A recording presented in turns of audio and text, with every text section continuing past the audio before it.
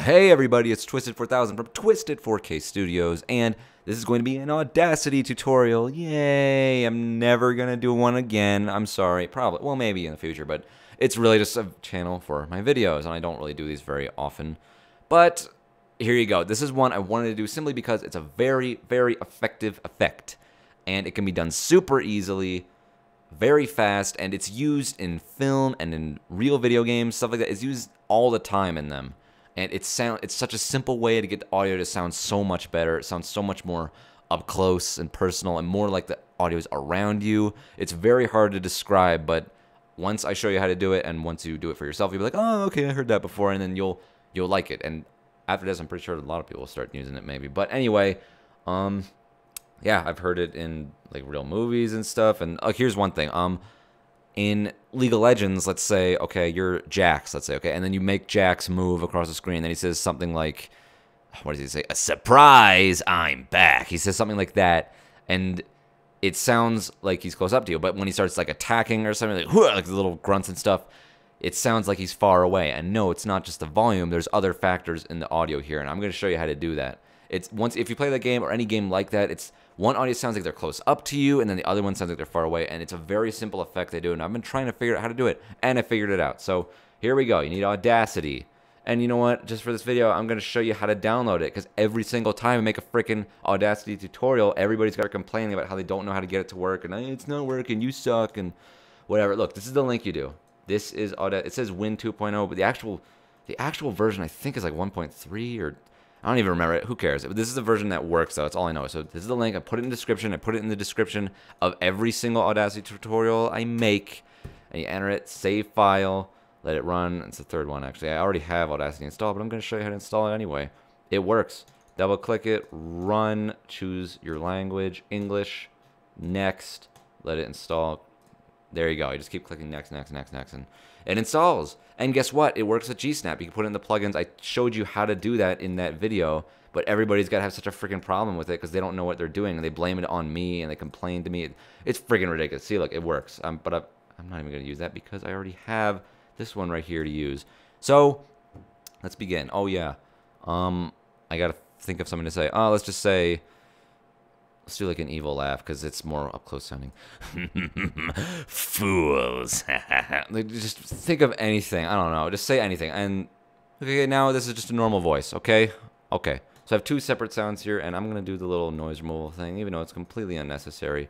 Oh yeah, and I can't tell you how many times he'll whine to me in that noise removal video I made. Like, it's going too slow. Go faster.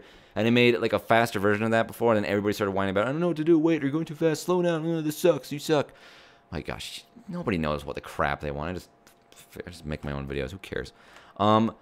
So basically, what you do is actually, I'll record this later. Here's your sound.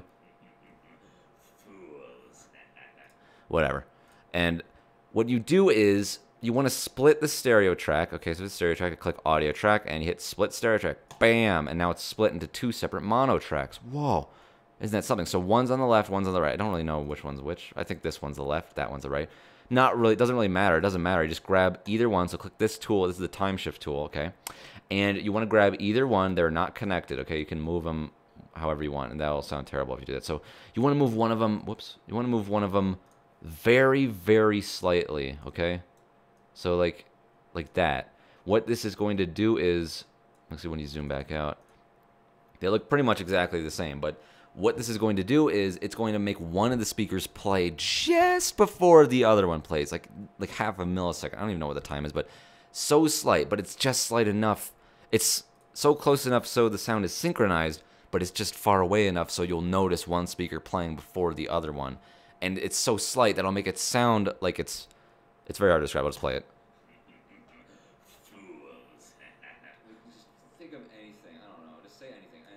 And of course, you can't really hear it because this is just on a microphone. Okay. But let's do that again with another sound. No, not a laugh. Yeah! That was way too loud. This is a sound, and I'm testing it just for you. There we go. That's the one.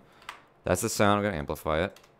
And we're going to take, let me copy it. Let me make a new stereo track. Paste that one here.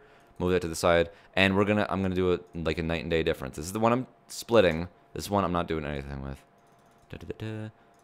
Move it just a little bit. Maybe you could play around with it. Maybe you can move it a little more, so it's a little less. I don't know.